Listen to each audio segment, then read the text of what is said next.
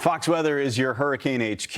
The Atlantic is unusually quiet as we approach the peak of the hurricane season. At one point last week, Invest 91L, it looked like a sure bet to become a tropical depression or stronger. It didn't. Over the weekend, wind shear, dry air, and dust tore it apart. And thankfully, the Atlantic basin overall looks unfavorable for tropical systems, at least in the short term. Right now, no sign of a named storm developing over the next 7 days. The National Hurricane Center doesn't expect development anywhere in the Atlantic basin during the next week. So for more on the state of the Atlantic, let's bring in the director of the National Hurricane Center, Dr. Michael Brennan. Dr. Brennan, great to have you back with us on Fox Weather. I mentioned Invest 91L is no more. Clearly, the Atlantic basin isn't a hospitable place for tropical systems right now. Is there any obvious reason why that's the case?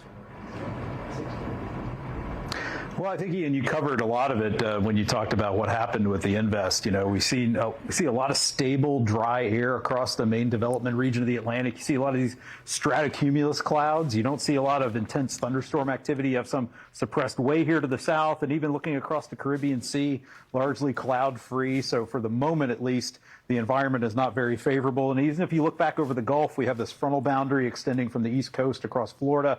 Upper level winds are not very favorable here. There's a lot of dry air, cool dry air over the continent that's sort of moved out over to portions of the Atlantic and the northern Gulf. So at this point, for the next week, we don't see a lot going on. But the message to folks is we still have a lot of hurricane season left.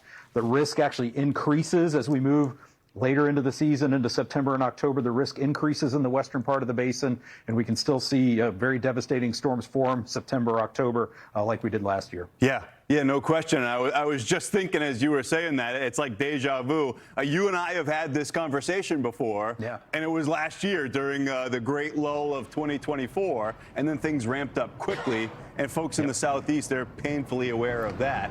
Does this make things harder for messaging? I think it's something we talked about last year. When you have a peak of the season, when folks expect activity and there isn't any, does it get harder to keep folks aware that we've got a ton of season left to go?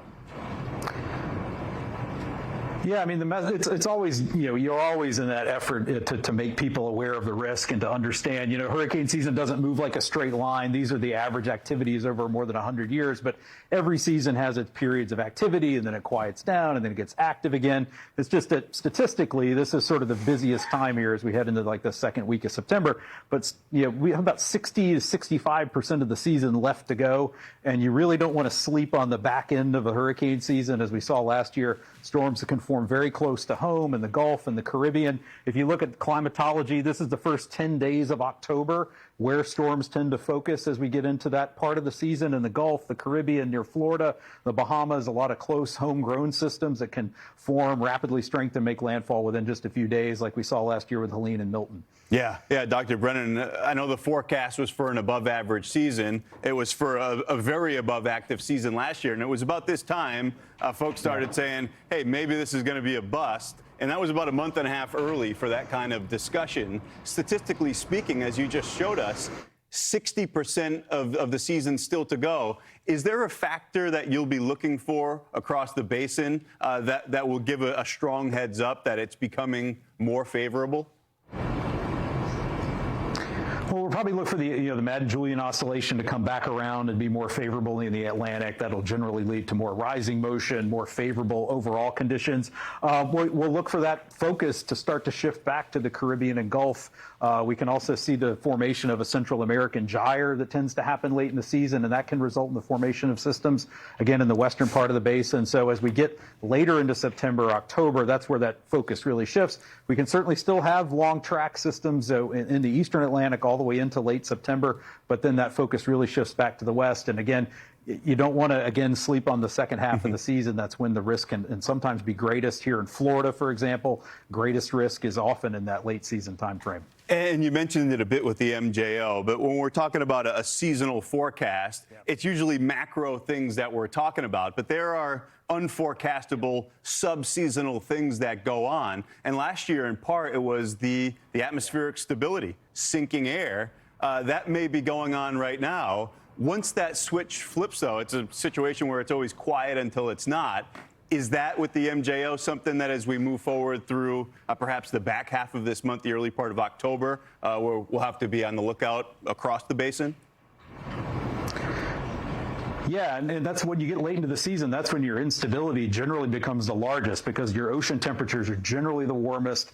The upper levels of the atmosphere start to cool as you transition from a summer into more of a fall pattern. So that's when that instability can really be supercharged. And that's what we've seen again this year across the tropical Atlantic, that it is more stable than typical. Pressures have been a little higher than normal. There's been a lot of dry air and dust. But again, once that paradigm sort of switches in the other direction, it can become very active very quickly. Yeah, and that can happen fast. You said last year you only have to go back a year for an example of that. 2 days from the peak of the season, does the basin look like we expected? No, but we know that it could in short order. That's the director of the National Hurricane Center, Dr. Michael Brennan. Always great to catch up with you. Thanks for the time.